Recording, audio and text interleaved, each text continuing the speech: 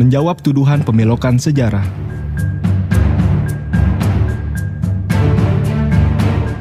Jagadmaya dihebohkan dengan isu pemelokan sejarah kemerdekaan Indonesia yang katanya dilakukan oleh Sadah Alauddin, keturunan Hadramaut, Yaman.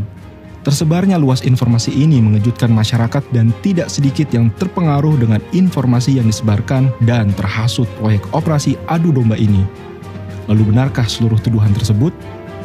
Video ini akan menjawab seluruh pertanyaan terkait sejarah dan tuduhan pemalsuan sejarah oleh Alauddin lengkap dengan referensi footnote di bagian bawah layar Anda, sehingga Anda dapat melakukan konfirmasi atas kebenaran seluruh informasi di dalamnya.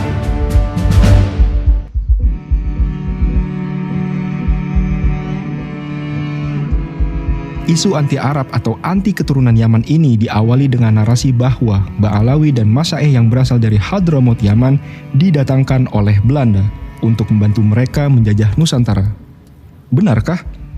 Orang Hadramaut dikenal dengan migrasinya ke banyak negara dengan misi perdagangan dan dakwah, sebagaimana dikatakan oleh sejarawan Inggris terkemuka Sir Richard Burton.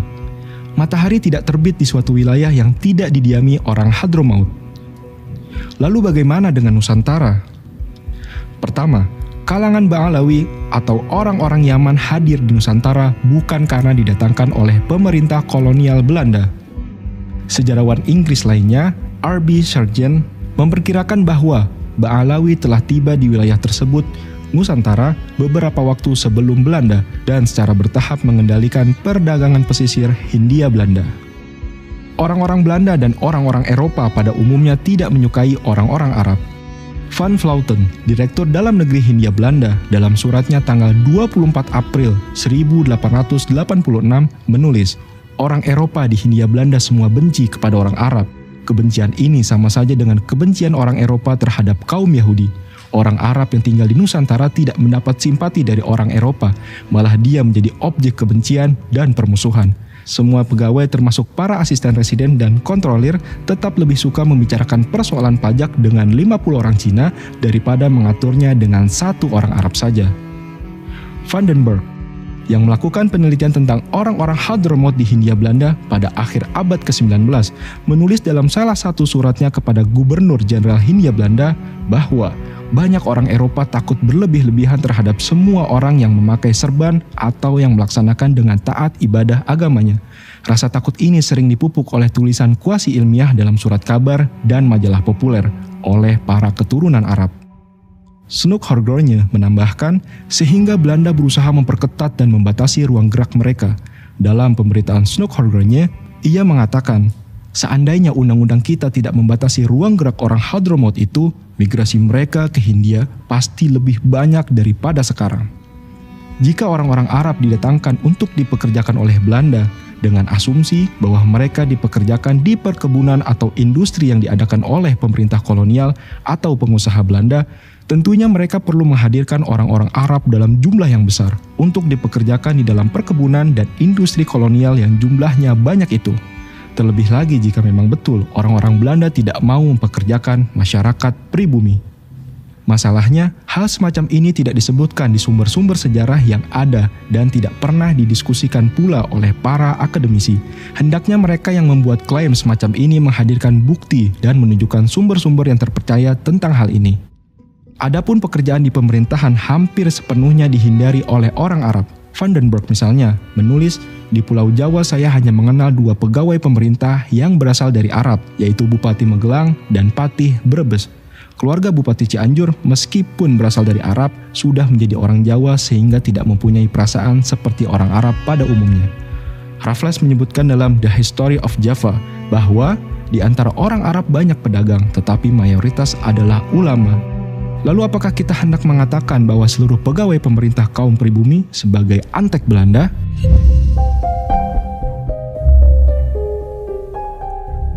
Pada abad ke-19, ketika jumlah orang-orang Arab meningkat di Hindia Belanda, mereka diharuskan tinggal di distrik yang terpisah di kota-kota besar, dan mereka harus memohon surat jalan untuk bepergian. Kebijakan ini dikenal sebagai Weekendstelsel dan Passenstelsel.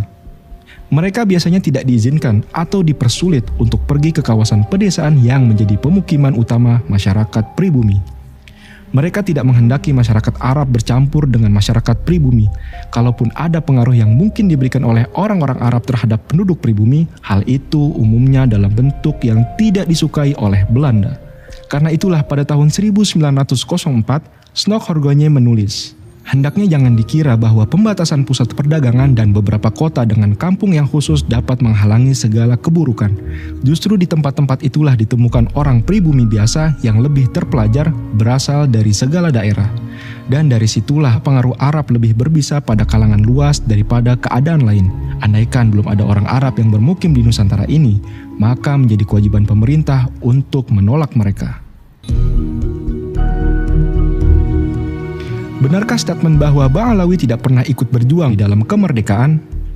Era kebangkitan di awal abad ke-20. Pada awal abad ke-20 yang merupakan era kebangkitan Islam dan juga kebangkitan nasional, telah muncul sejumlah organisasi pergerakan yang berkembang ke arah cita-cita kemerdekaan.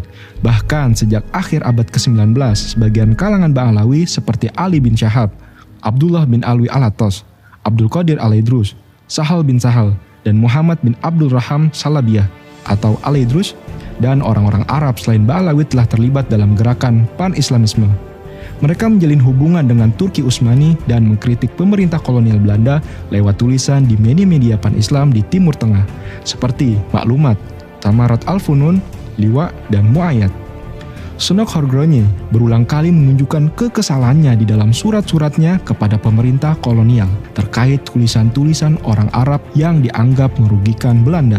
Tulisan-tulisan itu bernada proto-nasionalis dan mengangkat tema ketidakadilan dan penindasan pemerintah kolonial Hindia Belanda. Dalam suratnya kepada Gubernur Jenderal Hindia Belanda yang bertanggal 20 November 1899, Snoeck melaporkan, nomor-nomor dari surat kabar Maklumat dan Mu'ayyad memuat karangan-karangan yang menghasut terhadap pemerintah Hindia Belanda. Banyak sekali karangan semacam itu akhir-akhir ini terbit dalam surat kabar berbahasa Arab di Konstantinopel, Beirut, Kairo, dan sebagainya. Seperti terbukti kembali dari terjemahan-terjemahan yang disampaikan bersama ini, kegiatan pan-Islam yang terdapat pada redaksi surat-surat kabar dalam hal ini dikendalikan melalui surat menyurat orang Arab di negeri ini dan surat menyurat kaki tangan mereka yang berkemauan buruk di Malaya dan Singapura. Wartawan-wartawan yang melihat betapa bersemangat orang membuat berita-berita tentang mereka dan menganggap berita-berita itu benar tanpa penyelidikan atau kritik, terus memberikan gambaran tentang pemerintah, daerah jajahan dengan cara yang sangat menimbulkan rasa kebencian. Berita ini sebagian didapat dari fakta-fakta khayalan dan sebagian dari keadaan yang digambarkan secara palsu. Karangan-karangan itu lalu berpengaruh pula pada banyak orang Arab di negeri yang membacanya ini, serta kepada orang pribumi yang memberitahu tentang isinya. Terlepas dari akurasinya, tulisan-tulisan tersebut jelas mengganggu pemerintah kolonial Belanda dan berusaha membangun keadaan masyarakat di negeri jajahan tentang keadaan mereka yang tertindas. Di antara penulis atau sumber informasi dari tulisan-tulisan yang mengkritik pemerintah kolonial itu adalah Said Hussein Alatos dan seorang yang menggunakan nama pena Saifuddin Al-Yamani yang menurut Snoeck adalah Said Hadramaut yang tinggal di Singapura. Artikel-artikel ini kadang secara mendetail menceritakan tentang kebijakan kolonial yang merugikan masyarakat Arab di Hindia Belanda serta warga Muslim pada umumnya. Salah satu artikel di Mu'ayyad bertanggal 5 September 1899 yang berjudul Pemerintahan Sewenang-wenang di Jawa dan dibuka dengan kalimat berikut. Tidak ada suatu yang tepat menyerupai zaman-zaman kebiadaban dan kekerasan barbar yang sewenang-wenang terhadap ras yang patut dikasihani, seperti perlakuan para penguasa Belanda terhadap orang-orang Mohammedan dan orang-orang asing di Pulau Jawa.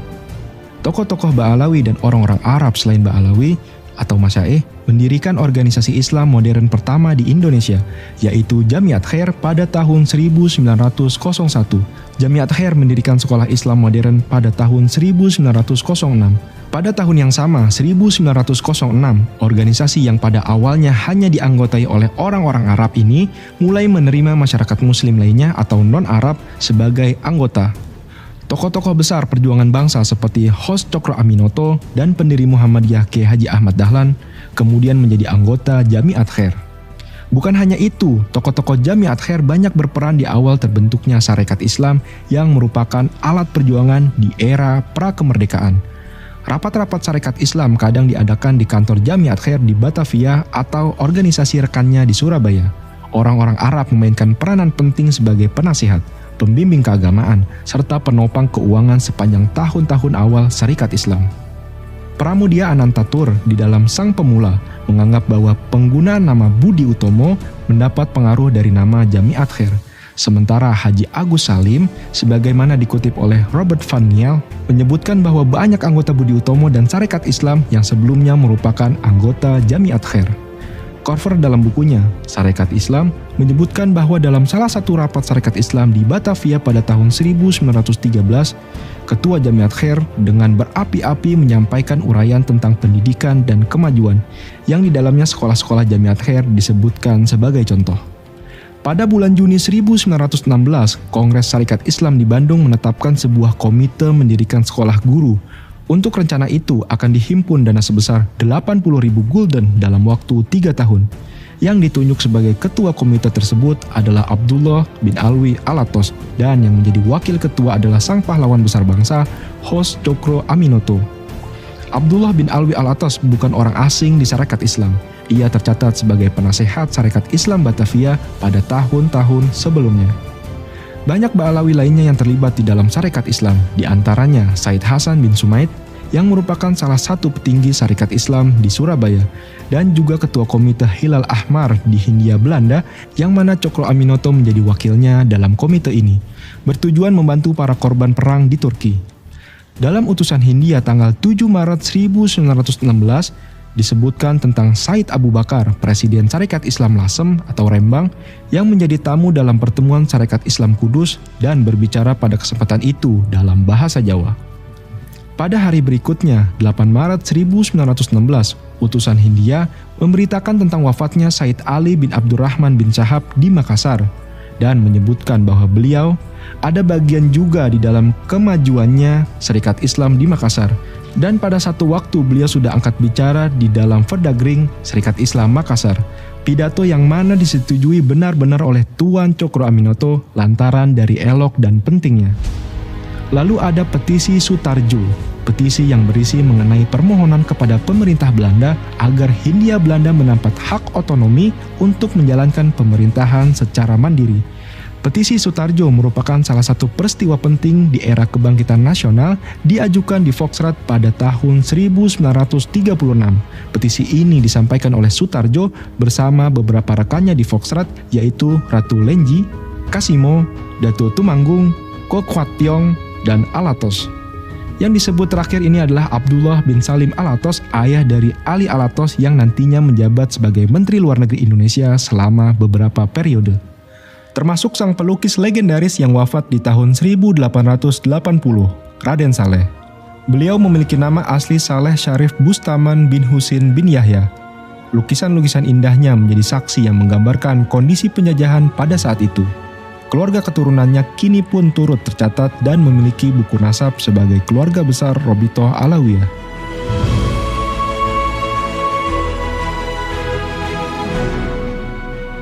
Era kemerdekaan. Lalu bagaimana peran habaib di era kemerdekaan? Jangan pernah mengatakan Alawiyin keturunan Yaman tidak turut berperan dalam kemerdekaan hingga engkau mengenal sosok Muhammad Asad Shahab. 15 hari pasca kemerdekaan Republik Indonesia, tepatnya tanggal 2 September 1945, Arabian Press Board atau APB resmi didirikan atas ide dari Muhammad Asad Shahab bersama kakaknya Zia Shahab dan Hussein Al-Habsyi. Wartawan, sejarawan, serta penulis ternama Solihin Salam yang menulis lebih dari 64 buku biografi tokoh nasional mengatakan, sesudah diproklamasikan kemerdekaan Indonesia pada 17 Agustus 1945 oleh Soekarno dan Hatta, praktis kita belum memiliki media massa yang mendukung proklamasi kemerdekaan dan ikut mempertahankan kedaulatan negara Republik Indonesia. Kantor berita APB sengaja menggunakan nama Arabian Press Board untuk menarik perhatian dunia Islam serta Timur Tengah, sekaligus mengelabui pihak sekutu dan Belanda dengan menggunakan kata Arabian. Mereka pasti berpikir ada kaitan dan hubungan dengan dunia Islam dan Timur Tengah. Apabila mereka hendak bertindak keras, pasti berpikir 1000 kali terhadap dampak dan akibatnya nama sekutu dan Belanda di Timur Tengah. Perjuangan Asad Shahab dengan APB-nya tidak sia-sia. Berita kemerdekaan Indonesia tersebar luas di Timur Tengah dan sekitarnya hingga berujung pengakuan kedaulatan Indonesia dari berbagai negara Arab. Wakil Presiden Republik Indonesia Muhammad Hatta dalam sambutan buku Diplomasi Revolusi Indonesia di Luar Negeri mengatakan kemenangan diplomasi Indonesia yang dimulai dari Kairo karena pengakuan Mesir dan negara-negara Arab lainnya terhadap Indonesia sebagai negara yang merdeka dan berdaulat penuh. Segala jalan tertutup bagi Belanda untuk surut kembali atau memungkiri janji, sebagaimana selalu dilakukannya di masa-masa yang lampau. Jenderal Aha Nasution juga memberikan kata pengantar pada buku yang sama. Karena itu tercatatlah negara-negara Arab yang paling dahulu mengakui Republik Indonesia dan paling dahulu mengirim misi diplomatiknya ke Yogyakarta dan yang paling dahulu memberikan bantuan biaya bagi diplomat-diplomat Indonesia di luar negeri, Mesir, Suriah, Irak, Aljazair, Tunisia, Arab Saudi, Yaman, memelopori pengakuan de jure Republik Indonesia bersama Afghanistan, Iran, dan Turki mendukung Republik Indonesia. Fakta-fakta ini merupakan hasil perjuangan diplomat-diplomat revolusi kita dan simpati terhadap Republik Indonesia yang tetap luas di negara-negara Timur Tengah merupakan modal perjuangan kita seterusnya. Atas jasanya, begitu banyak tokoh dan sejarawan yang menuliskan tinta emas atas perjuangan Asad Shahab.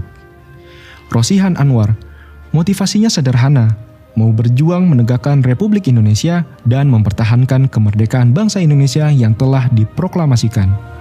Sudarpo Sastro Satomo, Saudara Shahab adalah seorang eksponen yang mempunyai peran dalam sejarah perjuangan kemerdekaan kita yang pantas kita peringati. M. Yusuf Ronodipuro, sebagai seorang pejuang, beliau tidak mengharapkan penghargaan, ketulusan hatinya untuk menyumbangkan jasa-jasanya bagi kepentingan perjuangan kemerdekaan bangsa, baginya itu sudah suatu penghargaan.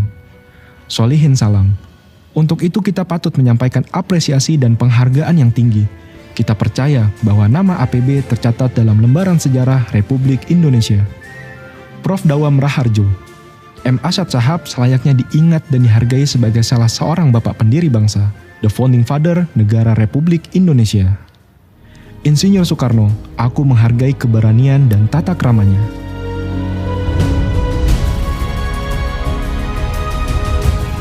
Perkenalkan sosok Hussein Mutahar, sosok ajudan kepercayaan Insinyur Soekarno. Hussein Mutahar merupakan sosok penting terkait dengan kemerdekaan. Sebagaimana ditulis oleh media Kompas, Hussein Mutahar bernama asli Habib Muhammad bin Hussein Al-Mutahar, merupakan seorang pejuang kemerdekaan. Ia tidak hanya dikenal masyarakat Indonesia sebagai komponis, melainkan juga Bapak Paskibraka Indonesia. Beliau berkarir di Angkatan Laut Republik Indonesia dan di awal kemerdekaan menjalani tugas sebagai Sekretaris Panglima Angkatan Laut Muhammad Nazir. Beliau diajak menyertainya bertemu Presiden Soekarno di Yogyakarta. Tak lama setelah pertempuran 5 hari di Semarang, Jawa Tengah Oktober 1945, Bung Karno kemudian mengambilnya sebagai ajudan dan menaikkan pangkatnya menjadi mayor.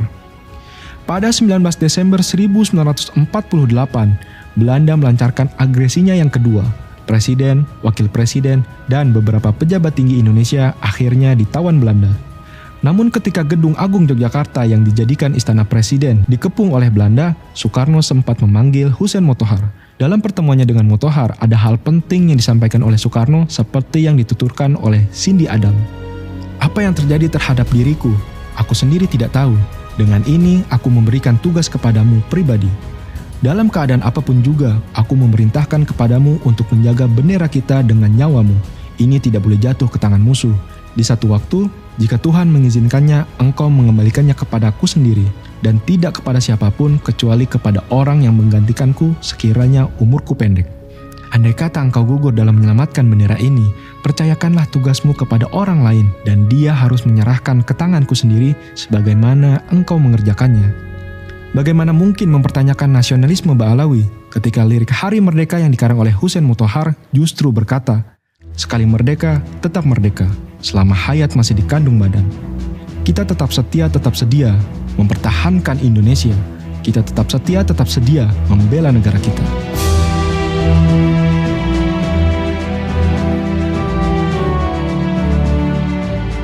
Dan tahukah Anda ada seorang sultan yang menyumbangkan harta sebesar 13 juta gulden atau setara lebih dari 1.000 triliun untuk pemerintahan Republik Indonesia yang baru terbentuk? Nama yang dipertuan besar, Syarif Kasim Abdul Jalil Saifuddin atau juga dikenal dengan Sultan Syarif Kasim II, kondang setelah menyumbang harta kekayaannya sebanyak 13 juta gulden kepada pemerintah Republik Indonesia. Jumlah tersebut setara dengan 120,1 juta dolar, atau jika dirupiahkan nilainya mencapai lebih dari 1074 triliun. Beliau adalah seorang Alawiyin dengan marga Banasan. Catatan nasabnya tersimpan rapih di kerajaan Siak, dan keturunan kerajaan pun hingga kini tidak hanya tercatat, namun juga memiliki buku nasab sebagai keluarga besar Robito Alawiyah. Perlawanan Sang Sultan Siak ini terhadap pemerintah Belanda terjadi pada Desember 1931 yang dipimpin oleh Koyan. Oleh karena itu, pemberontakan ini dikenal sebagai pemberontakan Si Koyan. Pemberontakan terjadi di daerah Merbau Sungai Preban, Selat Akar yang berhasil membunuh 4 orang prajurit Belanda. Setelah proklamasi kemerdekaan Republik Indonesia, terdapat sebagian pembesar kerajaan Siak yang ragu-ragu dan berharap Sultan Syarif Qasim II memproklamasikan kerajaan Siak menjadi negara merdeka. Dalam situasi ketidakpastian ini, Sultan Syarif Qasim II mengambil sikap tegas dan mengumumkan sebuah maklumat. Di saat yang maha penting ini, bukanlah masanya kita memikirkan untuk kepentingan diri sendiri, melainkan untuk kepentingan tanah air Indonesia Raya. Oleh sebab itu, dengan hati yang suci bersih, saya sudi meletakkan hak dan kekuasaan saya dengan sepenuhnya merdeka. Atas jasa-jasanya bagi Indonesia, Sultan Syarif Qasim II pun dinobatkan sebagai pahlawan nasional Republik Indonesia berdasarkan Kepres nomor 109 tahun 1998.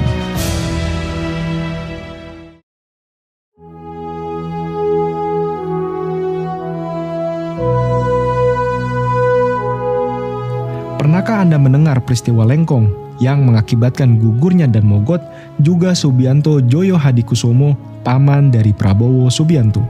Peristiwa Lengkong yang mengakibatkan gugurnya 34 taruna Akademi Militer Tangerang itu terjadi pada tanggal 25 Januari 1946. Termasuk salah satu pahlawan Lengkong yang gugur adalah keluarga Alawiyin bernama Said Muhammad Al-Haddad. Bagaimana mungkin beliau dituduh sebagai antek penjajah, menyakiti hati keluarga para pahlawan dengan mengatakan, "Buktinya kagak ada satu pun keluarga mereka masuk dalam syuhada Indonesia." Coba. Tapi urut dari Ubaidillah sampai namamu, ada tidak yang mati di medan perang? Saya berani untuk bertaruh, tidak ada di antara nama itu sampai mereka yang mati di medan perang. Narasi kebencian seperti ini seharusnya tidak terjadi, karena monumen Lengkong hanya berjarak sekitar 1 jam dari rumah penuduh tersebut. Lalu bagaimana dengan Sultan Hamid Al-Qadri? Adakah yang membantah beliau sebagai perancang lambang negara? Proklamator Muhammad Hatta menceritakan dalam Bung Hatta Menjawab. Patut pula ditambahkan sebagai catatan bahwa lambang dengan tulisan yang mempunyai arti yang demikian mendalam itu dipadukan menjadi seperti sekarang ini dengan melalui sayembara waktu Republik Indonesia Serikat dulu dan dilaksanakan oleh Menteri Priyono. Banyak gambar yang masuk waktu itu, tetapi yang terbaik akhirnya ada 2 buah, satu dari Muhammad Yamin dan yang satu lagi dari Sultan Hamid. Yang diterima oleh pemerintah dan DPR adalah dari Sultan Hamid, yakni seperti sekarang ini. Adapun dari Muhammad Yamin ditolak, karena di sana ada gambar sinar-sinar matahari dan menampakkan sedikit banyak disengaja atau tidak pengaruh Jepang. Saya berpendapat bahwa apa yang ada sekarang itu, seperti uraian saya tadi, sudah tepat dan bernilai abadi bagi kehidupan negara dan bangsa Indonesia. Memang benar bahwa terdapat ide Bung Karno untuk merevisi jambul juga kaki Sang Garuda, Sultan Hamid II dalam transkripnya kepada Solihin Salam, 15 April 1967. Saya meminta bantuan Rul Junior untuk membuat sketsa dari lambang negara yang saya buat dengan membawa potret lukisan lambang negara yang dilukis oleh Dullah. Karena lukisan Dullah yang gambar rancangannya semula cengkraman kakinya menghadap ke belakang telah diserahkan kepada Kementerian Penerangan Republik Indonesia Serikat yang ketika itu masih berada di Yogyakarta. Kemudian dimintakan kepada saya oleh Paduka Yang Mulia Presiden Soekarno untuk tidak disebarkan dahulu ke pelosok negara RIS. Setelah itu, sketsa transkrip atau outwork yang dilukis oleh Rul Junior, saya ajukan kembali ke Paduka Yang Mulia Presiden Soekarno. Ternyata beliau langsung mendisposisi sebagai wapen negara. Waktu itu tanggal 20 Maret 1950. Kemudian beliau memerintahkan untuk memanggil Dullah sang pelukis istana atau pelukis kesayangan Bung Karno untuk melukis kembali berdasarkan sketsa perbaikan dari Rul tersebut. Walaupun ketika itu kita harus merugi beberapa ribu rupiah lagi untuk membayar pelukis Dullah. Tidak benar jika dikatakan usulan Sultan Hamid diubah seluruhnya, namun hanya jambul dan kakinya saja. Hal senada juga dikatakan oleh salah satu murid Dullah, Heri Sujarwanto. Setelah mengalami beberapa kali perbaikan, akhirnya pada 20 Maret 1950, Bung Karno mengirimkan disposisi persetujuan pada Sultan Hamid II. Isinya, Yang Mulia Sultan Hamid Menteri Negara. Menurut pendapat saya, lukisan rule ini membuat lambang negara kita lebih kuat. Maka untuk itu saya tetapkan bahwa on-road rule inilah yang harus dipakai. Lebih baik kita rugi beberapa ribu rupiah daripada mempunyai lambang negara yang kurang sempurna. Saya harap Yang Mulia mengambil tindakan seperlunya, confirm kehendak saya. Merdeka. Dengan demikian, kita mendapati salah seorang Ba'alawi mengambil peranan penting sebagai perancang lambang negara, Garuda Pancasila. Lalu bagaimana dengan tuduhan Sultan Hamid sebagai seorang pengkhianat bangsa? Tuduhan ini diawali dari sejarah pengangkatan pangkat Sultan Hamid oleh Kerajaan Belanda di tahun 1947. Jadi bagaimana saya mau bersepakat untuk mengangkat dia sebagai pahlawan nasional? Ya nggak mungkin kan. Masa ada orang yang naik pangkat pada saat bangsanya sendiri sedang dikerjain oleh lawannya. Yang menaikkan pangkat lawan lagi. Lawannya kan. Pengkhianat kok mau diberikan pahlawan tertinggi. Astagfirullahaladzim. Benarkah tuduhan pengkhianat? Mari kembali mengingat perundingan Linggarjati pada 11 sampai 13 November 1946. Perundingan antara pemerintah Republik Indonesia dan Belanda menyepakati beberapa poin. Pertama, pengakuan Belanda secara de facto atas eksistensi negara Republik Indonesia yang meliputi Sumatera, Jawa, dan Madura. Kedua, Republik Indonesia dan Belanda akan bekerja sama dalam membentuk negara Indonesia Serikat, yang salah satu negara bagiannya adalah Republik Indonesia. Ketiga, Republik Indonesia Serikat dan Belanda akan membentuk Uni Indonesia Belanda dengan Ratu Belanda selaku ketuanya. Hasil perjanjian saat itu, Indonesia belum termasuk Kalimantan, Sulawesi, Bali, dan lainnya. Sedangkan justru disepakati Republik Indonesia dan Belanda bekerjasama dalam membentuk negara Indonesia Serikat. Maka di mana letak pengkhianatan Sultan Hamid yang berasal dari Kalimantan itu? Dengan munculnya penolakan atas hasil perjanjian Linggarjati atas gagasan dari inisiatif anak Agung Gede Agung yang ingin menghilangkan kesan keberadaan negara-negara bagian semata merupakan ide Belanda. Pada 7 Juli 1948 dibentuklah BFO. Menurut Sultan Hamid, pembentukan wadah bernama BFO juga berangkat dari keprihatinan atas konflik Republik Indonesia dan Belanda yang tidak segera terlihat ada titik temu. Setelah dibentuk BFO, Sultan Hamid tidak lagi terkait dengan Belanda dan telah menjadi subjek yang berdiri sendiri bersama BFO-nya. Muhammad Iskandar, sejarawan Universitas Indonesia, mengatakan, di buku-buku pelajaran disebutkan bahwa BFO adalah kaki tangan Belanda. Padahal mereka ingin juga mendirikan Indonesia. Adnan Buyung Nasution, advokat senior dalam Kata Pengantar buku Sejarah yang Hilang, mengatakan Leigh Riza dan Mahendra Petrus banyak memberikan informasi baru tentang peran BFO sebagai kekuatan ketiga. Hal ini sejalan dengan tidak adanya pergerakan untuk membentuk pemerintah negara baru oleh BFO. Ternyata pendapat banyak ahli tentang BFO selama ini salah, dan saya bisa membuktikan kesalahan itu demi kebenaran sejarah. Tulis Leigh Riza yang dikutip Adnan Buyung. Puncaknya adalah perjanjian KMB, dilaksanakan di Den Haag, Belanda pada 23 Agustus hingga 2 November 1949. Beberapa delegasi pemerintah Indonesia dan Belanda mengisi konferensi ini, yaitu delegasi dari pemerintah Indonesia adalah Muhammad Hatta, delegasi Belanda dipimpin oleh Marsieven, serta delegasi BFO yang merupakan konsolidasi dari negara-negara bagian diwakilkan oleh Sultan Hamid II. Dengan puncaknya, Belanda menyerahkan kedaulatan penuh kepada Republik Indonesia Serikat, ditandatangani oleh ketiga pihak. Jika Sultan Hamid berkhianat dan mendukung Belanda, tentu Bung Hatta yang turut berada di konferensi tersebut adalah orang yang paling berhak menyematkan gelar pengkhianat. Saya tidak pernah mendengar. Saya akrab dalam usia saya yang sangat muda, bergaul dengan TB Simatupang, bergaul dengan Aha Nasution, bergaul dengan Mr. Muhammad Rom. Saya juga berjumpa dengan Pak Hatta. bergaul erat dengan Pak Nasir, mendengar dari mereka kata-kata yang negatif terhadap Sultan Hamid. Tidak pernah, never.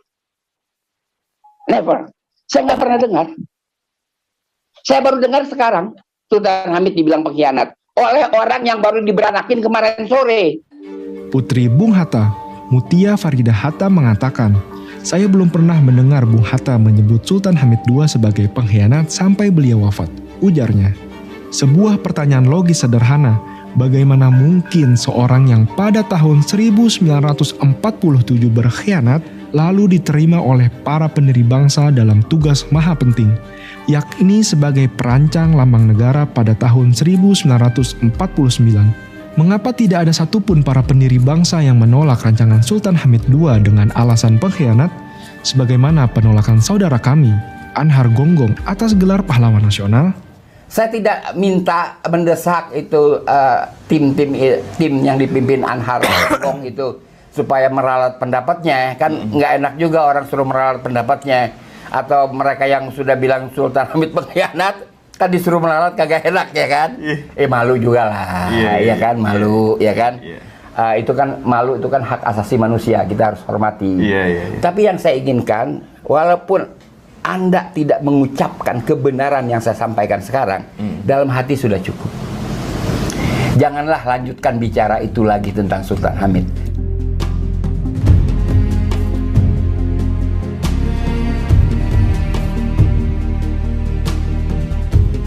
Said Usman bin Yahya, Mufti Betawi. Sosok Habib Usman bin Yahya akhir-akhir ini seringkali digambarkan sebagai antek Belanda dan sosok ulama yang tidak mendukung perjuangan kemerdekaan. Benarkah tuduhan ini?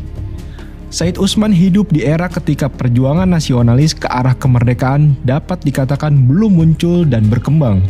Bagi Said Usman sendiri, perjuangan yang beliau lakukan terutama adalah perjuangan keilmuan. Terlepas dari kedekatan beliau dengan pemerintah Hindia Belanda, beliau memainkan peran penting dalam jaringan keilmuan Islam. Aziu Mardi Azra, mantan Ketua Dewan Pers dan Rektor UIN Syarif Hidayatullah mengatakan, Habib Usman mengambil ilmu dari sejumlah ulama di Timur Tengah, antara lain Said Ahmad Zaini Dahlan, Mufti Mazhab Syafi'i di Mekah. Sepulangnya ke Batavia, ia mengajar di Masjid Pekojan atas sokongan Syekh Abdul Ghani Bima.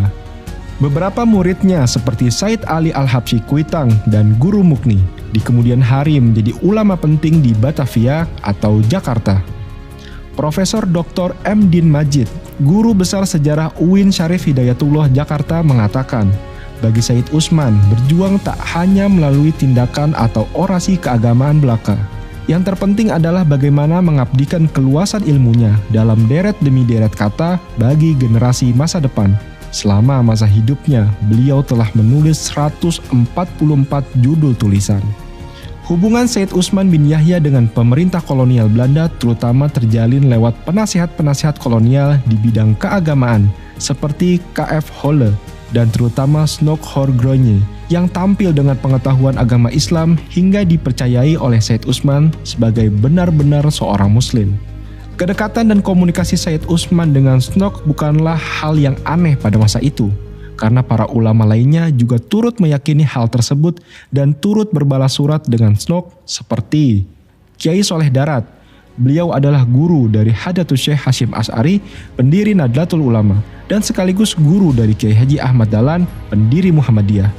Memiliki hubungan baik dengan Snok yang dianggap oleh beliau memberikan harapan akan kebaikan bagi umat Islam.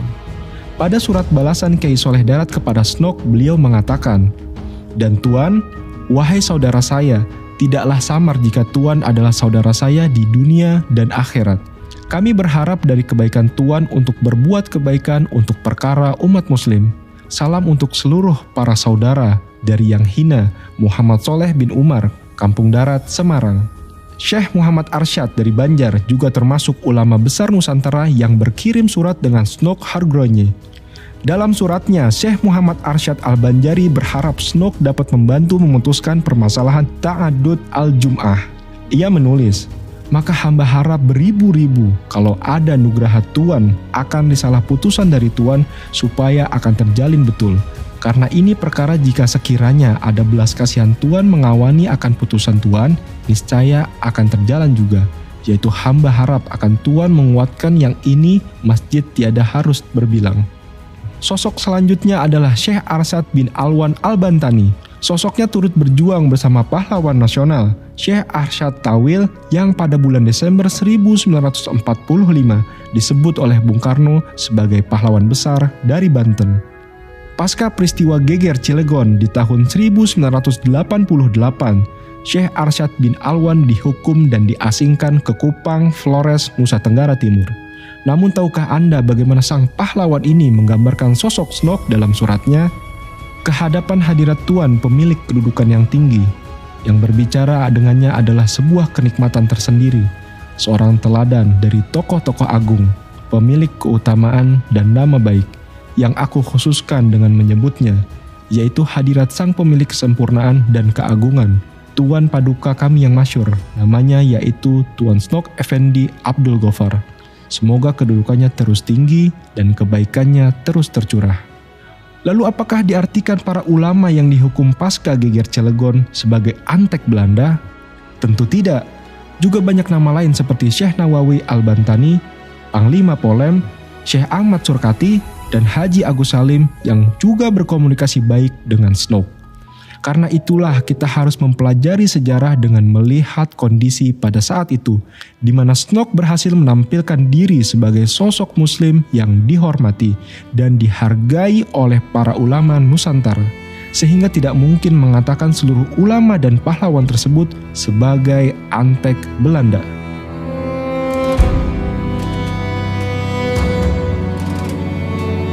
Ahmad Athoillah mengatakan, dalam peranannya, Said Usman memiliki dua konsep pemikiran, yaitu pertama, pandangan interaksi sosial di mana seorang muslim tetap dapat hidup berdampingan, saling menghormati dengan non-muslim dengan damai, asalkan terjamin kebebasan dalam pelaksanaan menjalankan ibadah keagamaan.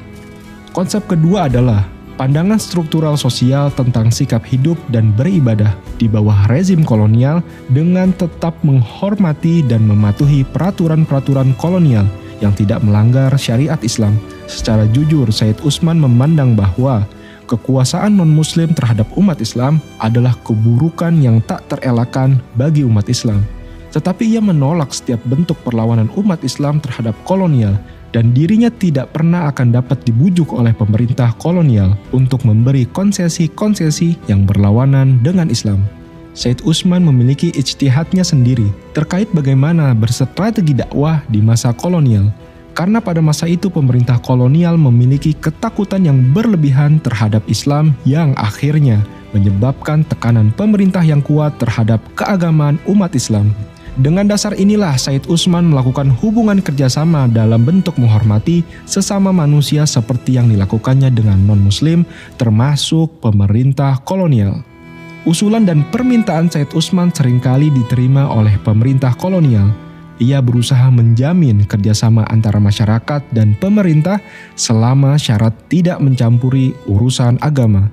Karya dan jasa beliau menghasilkan munculnya Stadsblad van Nederlands-Indië nomor 152, Pristeraden, tahun 1882, maka disimpulkan bahwa setiap keputusan terhadap masalah di pengadilan agama harus diputuskan melalui hukum Islam dengan tidak ada campur tangan dari para bupati atau regen atau pejabat lainnya. M. Nopal mengatakan, sikap akomodatif Said Usman terhadap kebijakan pemerintah Hindia Belanda, terutama dalam masalah politik, juga dilakukan dalam kapasitasnya sebagai mufti dan ulama yang berkewajiban menjaga keselamatan masyarakat dari ghurur atau tipu daya. Karena itu, dalam banyak karyanya, Said Usman selalu mengajarkan masyarakat untuk berlaku baik terhadap pemerintah dan mengharapkan pemerintah tidak mencampuri urusan agama. Fokus beliau adalah pendidikan umat dan implementasi syariat Islam di masyarakat. Namun ijtihad dan strategi beliau ini bukannya tanpa kritik terhadap pandangan sebagian Ba'alawi dan orang Arab lainnya di pan-Islamisme yang memiliki strategi berbeda. Said Usman kemudian sering mendapat kritik tertulis dari orang Arab melalui sindiran-sindiran di majalah pan-Islamisme. Benarkah Mufti Betawi menentang jihad kemerdekaan dan tidak mendukung perjuangan? Adapun kritiknya terhadap jihad pemberontakan petani di Banten pada tahun 1888 yang digerakkan oleh para anggota tarekat, perlu diketahui status beliau sebagai mufti adalah berusaha mengukur dengan terpenuhi atau tidaknya syarat-syarat jihad tersebut. Dalam hal ini beliau menilai geger Cilegon tidak terpenuhi syarat jihadnya secara fikih. Tentu hal ini menghadirkan perbedaan pendapat, sebagaimana perlawanan di Cilegon tersebut juga dipandang sebagai perlawanan heroik dalam sejarah bangsa. Namun Said Usman memiliki pandangan dan caranya sendiri dalam mendukung perjuangan. Ia mendukung seluruh upaya mencerdaskan bangsa dan membuka wawasan masyarakat. Beliau mendukung penuh pembentukan Jamiat Khair dengan mengatakan kepada para pendirinya, bahwasanya saudara kami para pendiri Jamiat Khair telah membuat suatu perbuatan yang sebaik-baiknya perbuatan yang untuk memperbaiki keadaan, dan ini bentuk wujud kepedulian mereka dalam mengembangkan dan menghasilkan ilmu-ilmu syariat Nabi Muhammad SAW dengan membangun madrasah yang bernama Jamiatul Khair.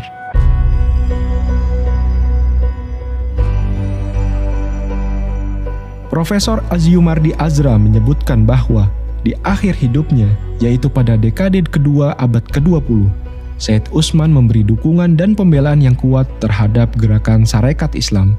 Walaupun gerakan ini pada tingkat tertentu telah memberi tantangan terhadap status quo pemerintah kolonial.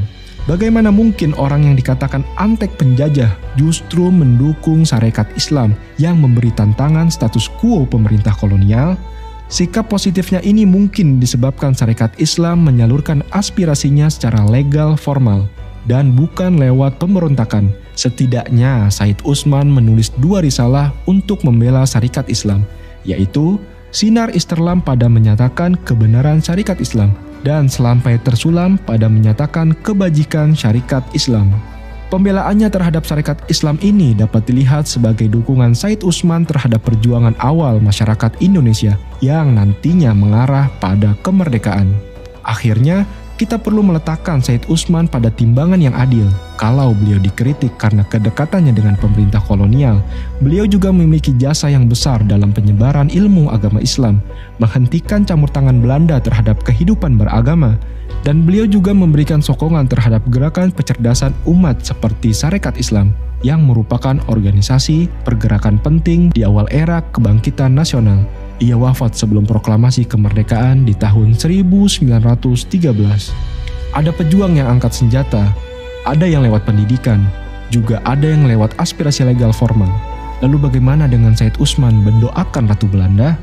Said Usman bin Yahya menjawab dalam kitabnya, Menutup Pintu Fitnah dan Pengucilan, bahwa terdapat perbedaan antara sikap ramah yang dilarang atau mudahanah dan yang diperbolehkan, mudoroh al-jaizah, di mana ucapan doa itu dapat memberikan kemaslahatan penduduk muslim, dan argumen sikap beliau ini beliau tuangkan dalam kitabnya Membuka Pintu bagi Penyempurnaan Pikiran yang Baik, yang dimana tulisan-tulisan beliau diperlihatkan ke Said Ahmad Zaini Dahlan, guru beliau, Mufti Syafi'i di Mekah.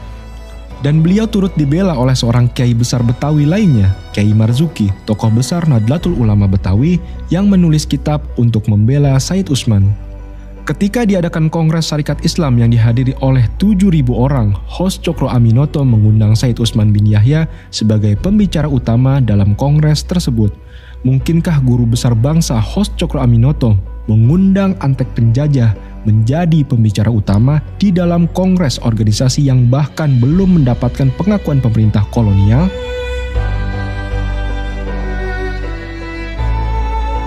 Peran Habib Ali Kuitang dan Said Idrus Al-Jufri pada hari kemerdekaan. Terdapat cerita tentang kedatangan Insinyur Soekarno pada pagi hari 17 Agustus 1945 ke Kuitang, menemui Habib Ali sebelum pembacaan proklamasi. Lalu ada seorang sejarawan yang langsung membantahnya. Benarkah kisah tersebut? Cerita kunjungan subuh sebelum proklamasi yang dilakukan oleh Insinyur Soekarno adalah sesuatu yang tersebar luas, utamanya bagi masyarakat di Jakarta. Hal ini diceritakan oleh banyak pihak. Terkait kedekatan Habib Ali Kuitang dengan Kiai Haji Abdullah Syafi'i, apa yang dikisahkan oleh sang murid Kiai Haji Abdullah Syafi'i tentang kunjungan Insinyur Soekarno di pagi hari pada tanggal 17 Agustus 1945? Ya, jadi Kiai Abdullah Syafi'i pernah cerita datangnya Bung Karno ke Kuitang. Tentu datangnya itu kan ada beberapa pengawal yang menjaganya dan Ki Abdul Syafi'i sebagai murid tentu melayani. Setelah itu ayah mundur. Itu terjadi dialog yang mungkin orang lain nggak pernah ada yang tahu. Kayak apa bahasa dialognya.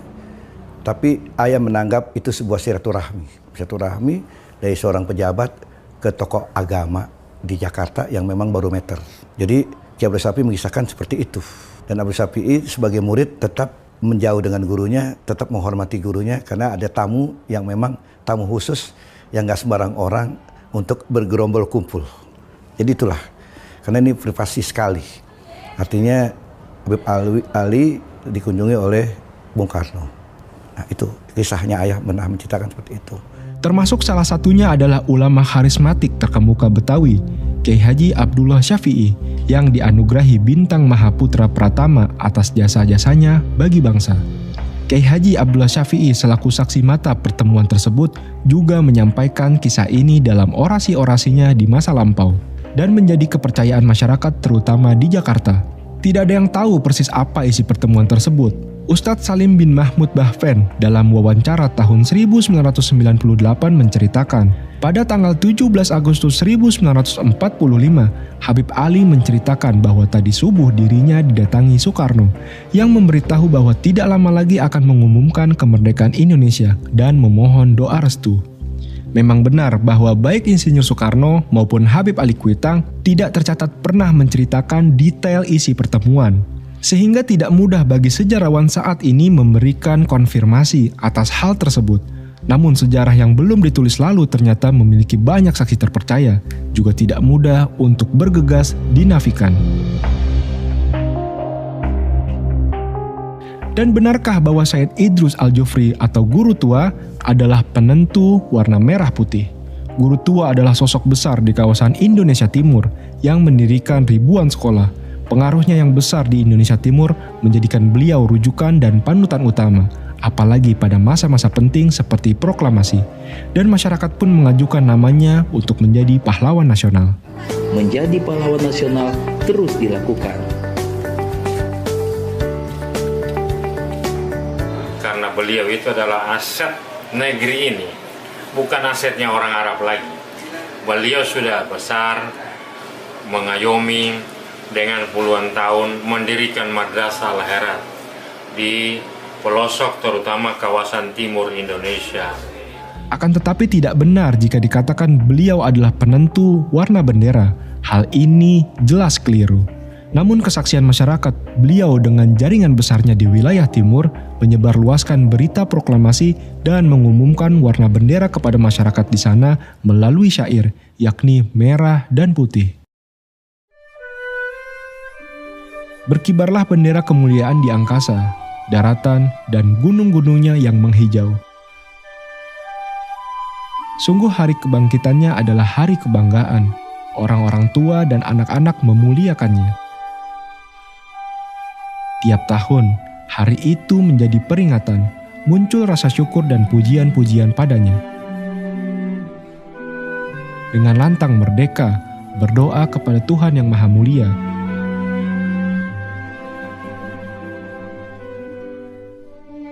karena cita-cita telah tercapai dan hilanglah segala masalah.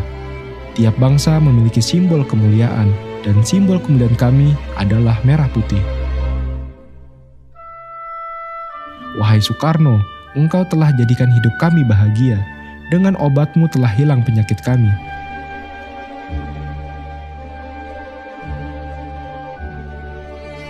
Wahai Presiden yang penuh berkah, untuk kami hari ini, engkau laksana obat bagi masyarakat. Engkau ungguli dengan tulisan dan politikmu, hingga datang berita akan kemenangan.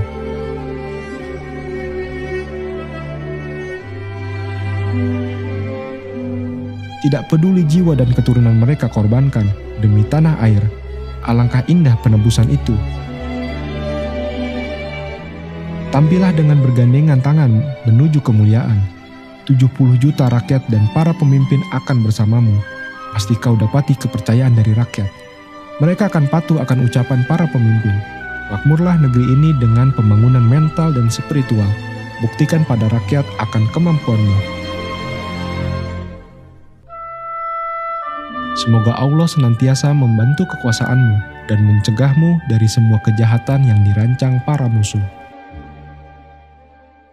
Syair inilah yang disampaikan Sayyid Idrus Al-Jufri kepada segenap murid-muridnya dan masyarakat di Indonesia Timur untuk membangkitkan semangat nasionalisme, karena syair inilah beliau disalah tafsirkan sebagai penentu warna bendera, dan karena syair inilah orang-orang ceroboh menertawakan sosok besar ini. Imam Bonjol. Isu Ba'alawisasi Imam Bonjol ini diawali dengan viralnya video Profesor Quraish Shihab dan Najwa Shihab yang menyebut Imam Bonjol bermarga bin Syahab.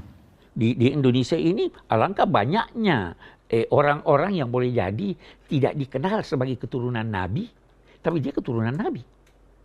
Lebih dikenal sebagai raden, raja, dan sebagainya. Imam Bonjol? Imam Bonjol. Iya, Imam Bonjol itu namanya Abdullah Syahab. Syihab itu. Syihab ya, Imam Bonjol. Ya kan? Tapi tidak menonjol. Tidak menonjol sebagai Habib, sebagai keturunan. Sebagai pahlawan nasional. Iya. Namun tidak berarti Prof. Quraish dan Najwa Shihab hendak memba'alawisasi Imam Bonjol, karena memang tercatat dalam sejarah nama asli dari Imam Bonjol adalah Muhammad Syahab. Akan tetapi, Robito Alawiyah tidak memiliki catatan nasab maupun data terkait Imam Bonjol. Robito tidak pernah mengumumkan Imam Bonjol sebagai Ba'alawi, tidak punya data untuk mengakui, sekaligus tidak punya data untuk menafikan. Akhiran marga Syahab pada nama beliaulah yang melahirkan berbagai interpretasi. Seperti dikutip kumparan.com, almarhum Kiai Ali Maksum, yaitu sesepuh Nahdlatul Ulama, menjelaskan bahwa Imam Bonjol bukanlah dari Fam bin Syahab, namun tetap saja ia disebut masih termasuk Ahlul Bait Ba'alawi dari marga Azmat Khan. Jadi sama sekali tidak ada upaya Ba'alawisasi pahlawan nasional, termasuk Imam Bonjol yang dilakukan oleh Robito Alawiyah. Benarkah petinggi PKI, Partai Komunis Indonesia, keturunan Ba'alawi? Hoaks dan pembelokan sejarah ini dilakukan tanpa dasar data sama sekali.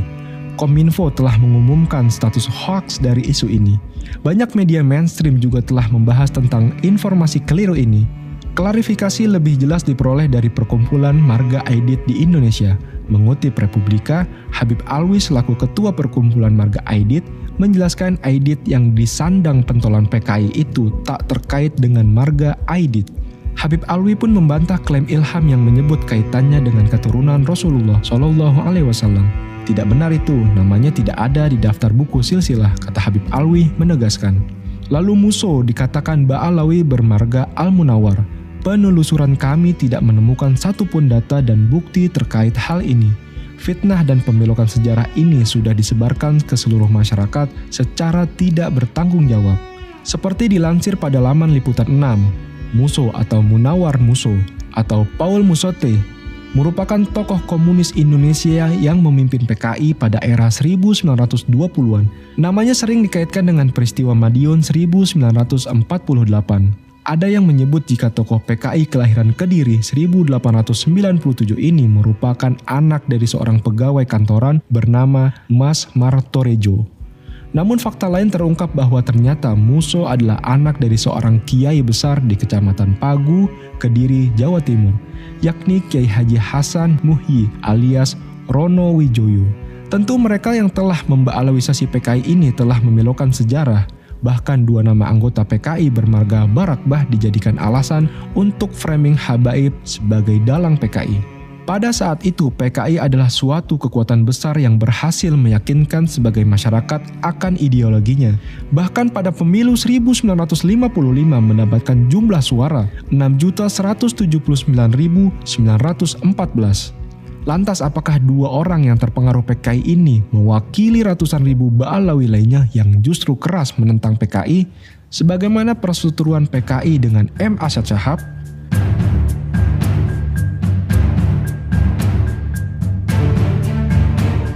Makam palsu, Ba'alawisasi di Ponorogo, Ba'alawisasi Wali Songo. Kita harus jernih dalam menilai perkara ini. Pertama, jika ada makam yang diba'alawikan namun faktanya nama tersebut tidak tercatat di Robito Alawiyah, maka hal itu justru sangat merugikan Robito Alawiyah. Hal ini banyak dilakukan oleh orang yang berusaha mendapatkan status nasab Ba'alawi, namun ditolak oleh Robito Alawiyah, lalu mengambil jalan merubah makam leluhurnya menggunakan marga Ba'alawi, seperti yang terjadi di makam Raden Mas Ali Dipo Wongso yang diberi marga Ba'abut, diduga oleh seorang bernama Sohibul Faroji dari Nakobah Al-Azamat Khan, yang mengaku Ba'alawi dan turut memba'alawikan banyak orang melalui lembaga nasabnya sendiri. Serta diduga ada banyak makam-makam dan tokoh yang diba'alawikan oleh orang ini dan teman-temannya. Pertanyaan terakhir ini, karena belum saya mendengarkan itu Raden Mas Ali Dipo Wongso dalam ini Sayyid Ali Ba'abut Khas. Itu berarti kan Habib. Iya, itu yang memberi nama Habib itu siapa? Saya mendapatkan data dari Sohibul Faroji, Robito Fatimiyah Jakarta. Dari Robito Fatimiyah Jakarta. Tahu berapa? Ya, 5 tahun lebih. Nama saya Habib Omar Alatos bin Rahmat Alatos bin Ahmad Rahmat Alatos bin Hasan Alatos bin Asmaraga Alatos. Nah ini beliau ini Pak Baro makam dari Habib Asmaraga Alatos. Beliau ini artinya itu nincit anak ini yang dari Asmaraga. Nah ini Asmaraga ini makamnya di sini. Nah ini tepatnya di Desa Barisan di makam umum di Singkil, makam Singkil. Nah ini setelah itu diselusuri dari diteliti dan ditasih sama lembaga Ashraf Azamatron Wahlul Bait Al-Alami Arya Wangsakara. Arya Wangsakara yang barusan dikukuhkan oleh Presiden Jokowi sebagai pahlawan nasional. Bahkan ba'alawisasi leluhur ini dilakukan oleh para penuduh itu sendiri, sebagaimana kerabat dari saudara kami, Roma Irama, yang mengaku keturunan Raden Arya Wangsakara, juga diduga dahulu kerap kali mengumumkan datuknya sebagai Ba'alawi. Beliau bernama Nur Fadil alias Mogi, sebagaimana video berikut. Ini adalah nasabnya Wangsakara ke atas dan inilah putra-putra beliau. Putra-putri beliau ada 7 dan beliau ternyata adalah keturunan Rasulullah SAW. Jadi Arya Wangsakara aliasnya juga bernama Syarif Hasan Asmat Khan Al-Husaini alias Pangeran Wilaraja II bin Sedatul Isa bin Syekh Ali Abdul Qadir bin Abdullah Asmat Khan bin Abdul Malik Asmat Khan bin Alwi Al-Faqih bin Muhammad Said Mirbat bin Ali Kholi Qasam bin Alwi bin Muhammad bin Alwi bin Ubaidillah bin Ahmad Al-Muhajir bin Isa Al-Rumi bin Umay An-Nakib bin Ali Raidi.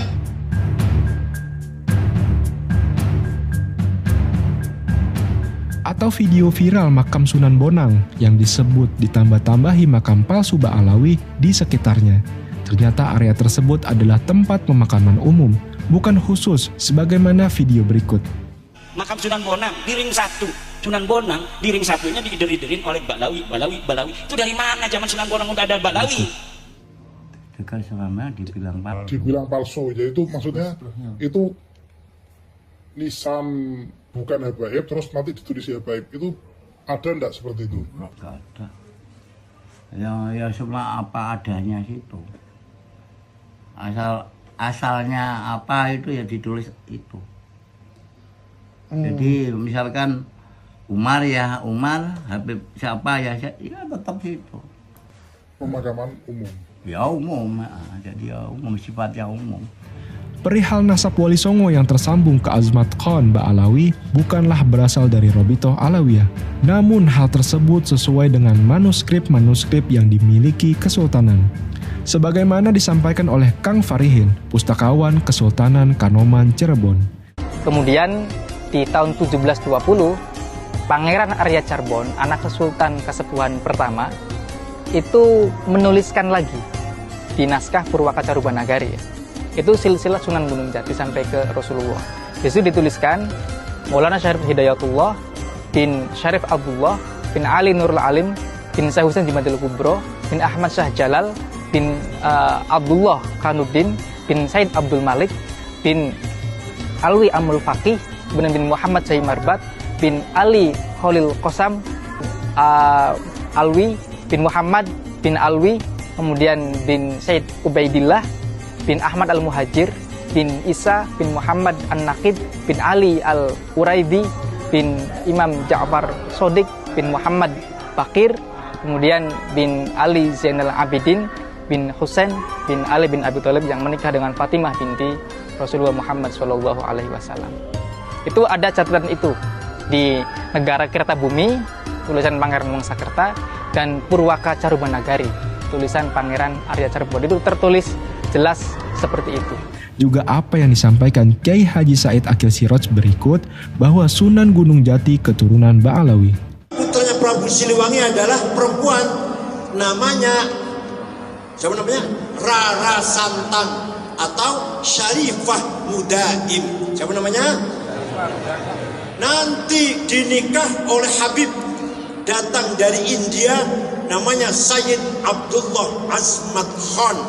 Udah nggak usah dibahas Habib bener apa udah usah.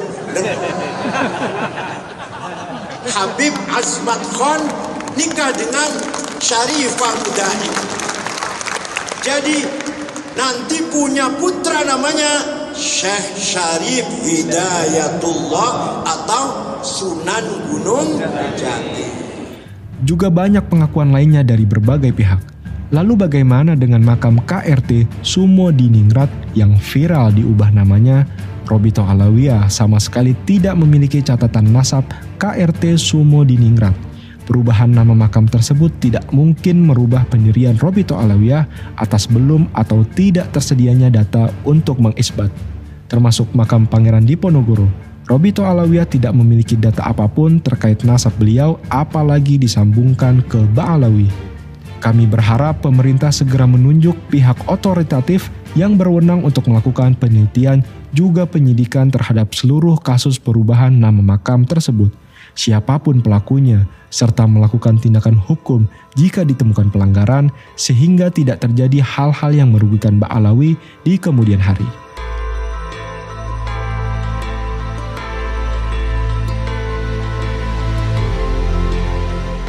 Benarkah Robito Alawiyah didirikan oleh Belanda?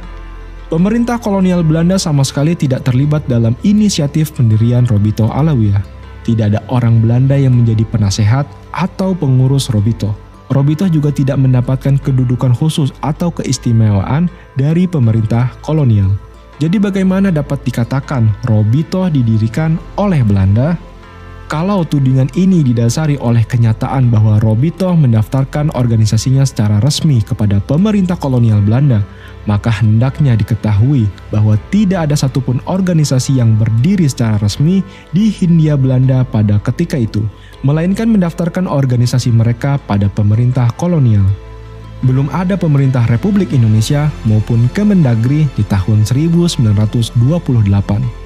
Jika demikian, mengapa tidak dikatakan bahwa semua organisasi resmi seperti Budi Utomo, Muhammadiyah, Nahdlatul Ulama, dan lainnya yang ada ketika itu adalah juga organisasi bentukan Belanda? Tentu pendapat semacam ini aneh sekali.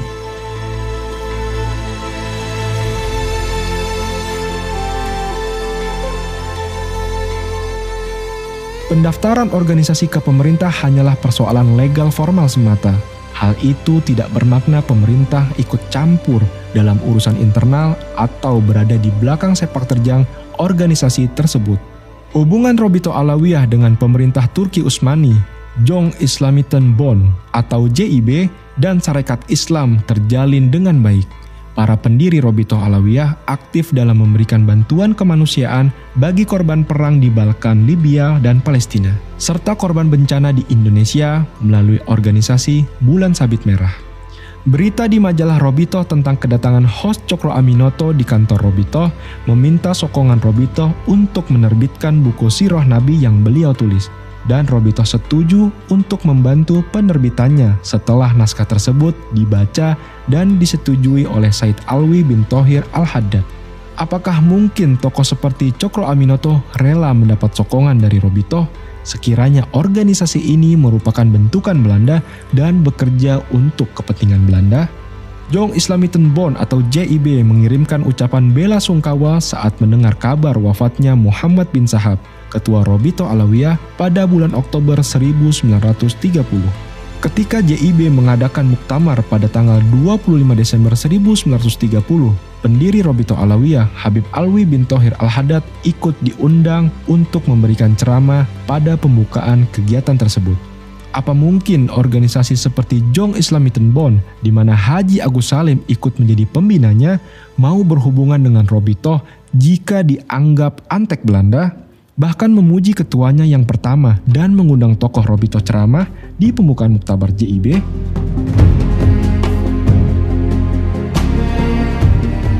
Sebagai penutup, perilaku oknum Ba'alawi yang memprovokasi masyarakat dengan mengatakan Wali Songo yang berjalur Azmat Khon tidak punya keturunan, satu Habib lebih mulia dari sekian kiai, menantang duel banyak pihak, bergaya hidup mewah dan jauh dari akhlak juga gaya hidup ulama Ba'alawi, maka tokoh-tokoh Robito Alawiyah sudah memberikan teguran.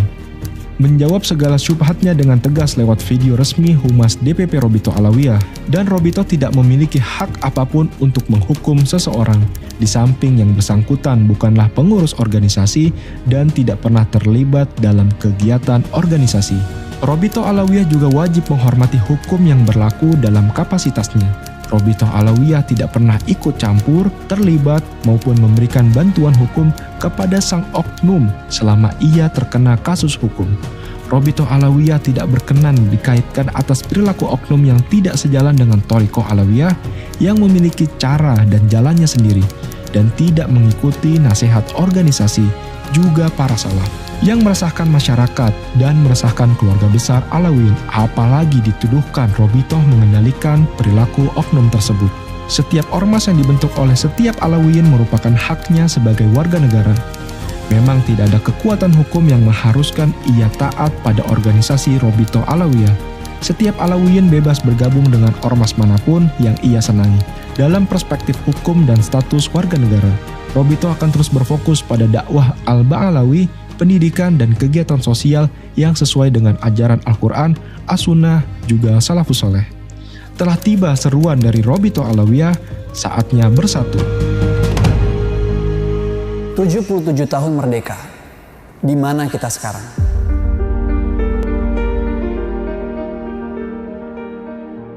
Kami hanyalah bagian kecil yang turut membentuk suatu perahu besar. Perahu itu bernama Indonesia. Negeri ini mencapai kemerdekaan lewat keberanian dan pengorbanan. Semboyan merdeka atau mati seakan menjadi cambuk menuju mimpi persatuan kesejahteraan. Lihatlah perahu besar ini sekarang. Kemana perahu besar ini menuju? Sebuah perahu hanya bisa bertahan jika seluruh komponen menyatu, rapat menutup keranggangan. Ini adalah sebuah pesan dari kami yang kecil. Saatnya bersatu. Saatnya bersatu. Saatnya mendengar untuk memahami, bukan untuk membantah. Saatnya menerima perbedaan, tidak memaksakan keseragaman. Saatnya topang menopang menghadapi ombak yang meninggi. Saatnya memperhalus lisan dan tulisan, mencontohkan budi pekerti yang baik. Selamatkan karakter bangsa menghadapi ujian kontestasi kekuasaan yang hanya sementara. Saatnya bertanggung jawab, berpikir matang sebelum bertindak. Perilaku kita berdampak besar bagi generasi penerus bangsa. Jika kau ingin melihat masa depan suatu bangsa, maka lihatlah kondisi pemuda mereka saat ini. Saatnya optimis. Keragaman ras, agama adalah wujud kekayaan bangsa. Saatnya merajut persatuan yang dapat dibanggakan para pahlawan. Saatnya membangun kedewasaan yang mematikan ego dan kesombongan.